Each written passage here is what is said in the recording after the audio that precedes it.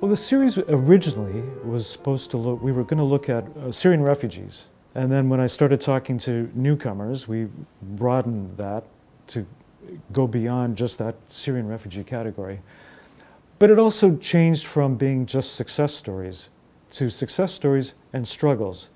Because while a lot of these people have come here and they're all grateful for being here, and they're all grateful for the support they've received, not only from the federal government, but from Canadians, Ottawans. They still face struggles here. I mean, it's 3 years ago since the first wave arrived in Canada, in Ottawa. And it was shocking to me to find that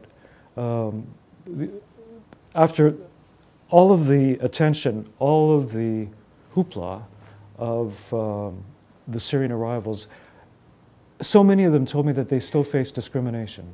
There was one young woman I spoke to who wore a hijab, and she got a job at Costco and wore the hijab for a few days and stopped wearing it, much to her father's dismay, because she kept being harassed for wearing it.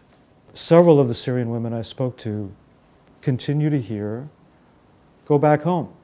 They're walking down a street and someone will drive by and they'll stop the car, roll the window down and say, "Go back to where you came from." So that's why I think the series transformed. There's one fellow I spoke to in particular who was involved with the Arab Spring. So he was out there on the streets, as was his brother. This fellow who's profiled in the series was detained. His brother was detained and held and tortured and ultimately died in prison. So within 1 hour of arriving in Ottawa, there he is helping people with translation. And he has become self-reliant and is working with the refugee community in Ottawa and considers Canada, Ottawa, heaven. He wants to give back to this country that's given him a future, has given him life. We spoke to Yusuf Selik, who is a gay Turkish Kurd, who has faced discrimination on various fronts. So he left Turkey because he's a Kurd and had difficulty pursuing education and opportunities for employment. He then went to the US to be with his brother, and his brother rejected him because he's gay.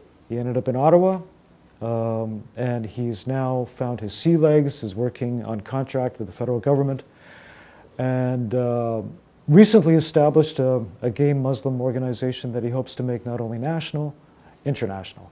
We also look at a fellow by the name of Bazo Al-Zubi, who ran a chocolate shop in Syria. His big issue in Ottawa is he doesn't want to be ghettoized, so he's encouraging his buddies in the Southeast neighborhood to don't go to TD because they provide Arabic language services.